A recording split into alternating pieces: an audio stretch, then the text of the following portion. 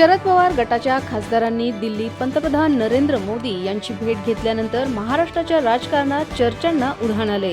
ही भेट मतदारसंघातील प्रश्न आणि महाराष्ट्रातील विविध ज्वलंत मुद्द्यांसाठी झाल्याचं सांगण्यात आलंय। मात्र काँग्रेस नेते पृथ्वीराज चव्हाण यांनी या भेटीमागे वेगळा राजकीय अजेंडा असल्याचा दावा केलाय। उद्धव ठाकरे यांचा पक्ष फोडला, आता राष्ट्रवादी फोडणार असं सत्ता पक्षातील जुन्या मित्रांकडून सांगितलं जात असल्याचा दावा देखील त्यांनी केलाय। मात्र राष्ट्रवादीत प्रत्यक्ष फूट पडेल की नाही हे सांगता येणार नसल्याचंही चव्हाण म्हणाले। दरम्यान बैठकीत दुष्काळ, कांद्याचे दर आणि चंद्रभागा नदी प्रदूषणासारखे मुद्दे मांडण्यात आल्याची माहिती समोर येते। राज्यात पुढील 3 वर्ष मोठ्या निवडणुका नसल्याने सर्व पक्ष संघटन मजबूत करण्यावर भर देत आहेत। शिवसेना आणि चिन्हांच्या न्यायालयीन लढाईचा निर्णय जवळ येत असताना शिंदे गटाने मुंबईसाठी नवी रणनीती आखण्यास सुरुवात केली आहे। महापालिका निवडणुकीतील अपयशानंतर संघटनात्मक बदल सुरू आहेत। सचिन अहिर यांच्या मार्गदर्शनाखाली नगरसेवकांची बैठक झाली।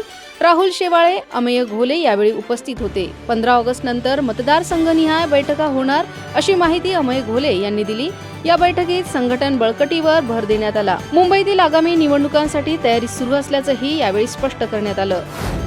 पालघर जिल्ह्यातील जव्हार आणि विक्रमगड तालुक्यात रात्रीच्या सुमारास भूकंपाचे सलग 2 सौम्य धक्के जाणवले। अवघ्या 1 तासाच्या अंतरानं बसलेल्या या धक्क्यांची तीव्रता 3.2 आणि 3.4 रिश्टर स्केल इतकी नोंदवण्यात आली। जमीन हादरल्याचा आणि गूढ आवाज आल्याचा अनुभव नागरिकांनी सांगितलाय। सलग 2 धक्क्यामुळे घाबरलेले काही नागरिक घराबाहेर पडले। काही दिवसांपूर्वी जव्हारमध्ये भूकंपाचे धक्के जाणवले होते। सुदैवाने या घटनेत कोणतीही जीवित आणि मोठी हानी झालेली नाही। प्रशासनाकडून परिस्थितीवर लक्ष ठेवण्यात येत असून नागरिकांना सतर्क राहण्याचं आवाहन करण्यात आलंय।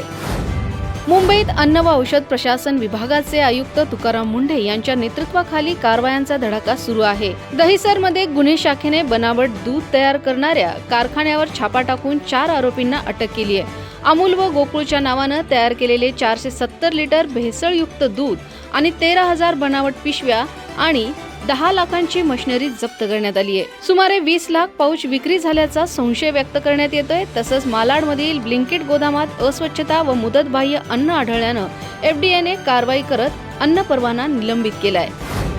श्रावण महिन्याच्या सुरुवातीलाच राज्यात पावसाचा जोर वाढण्याची शक्यता आहे।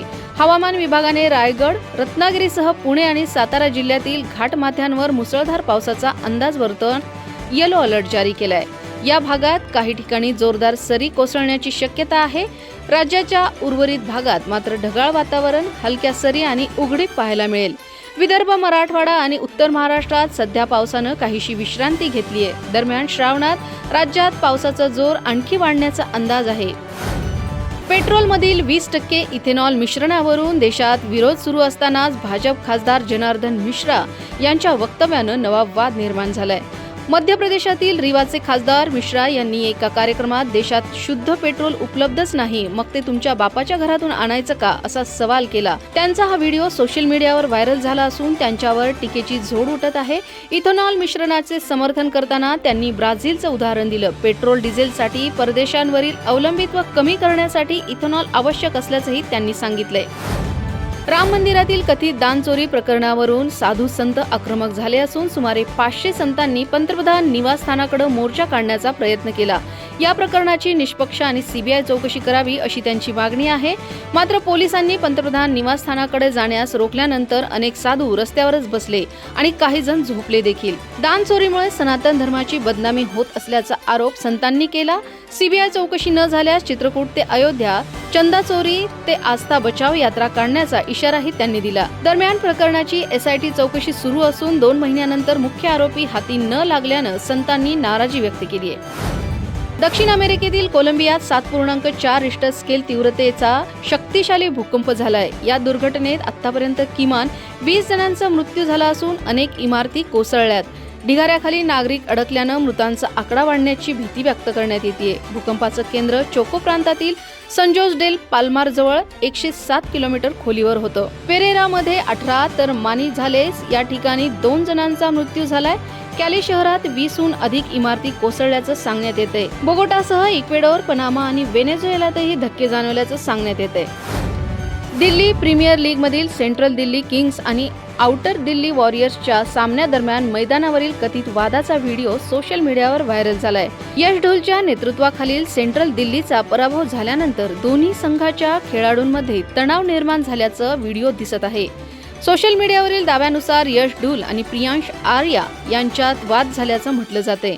मात्र वादाचं नेमकं कारण अजून स्पष्ट झालेलं नाही.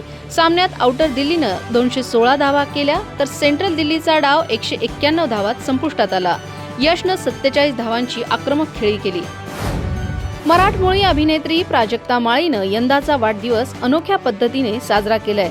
9 ऑगस्टला वाढदिवसानिमित्त प्राजक्तानं सोलापूरमधील तिच्या गावी कुटुंबियांसोबत वेळ घालवला.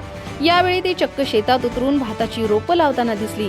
चिखलाने भरलेल्या शेतात तिने इंद्रायणी भात शेतीत सुमारे तासभर श्रमदान केलं. याचा व्हिडिओ तिने सोशल मीडियावर शेअर करत शेतकरी प्रमाणपत्र आहेच, त्याला वाढदिवसाला जागेल असं कॅप्शन दिले. प्राजक्ताच्या या हटके सेलिब्रेशनचं नेटकऱ्यांकडून कौतुक होत असून तिचा निसर्ग आणि मातीशी असलेला जिव्हाळा पुन्हा एकदा दिसून आलाय.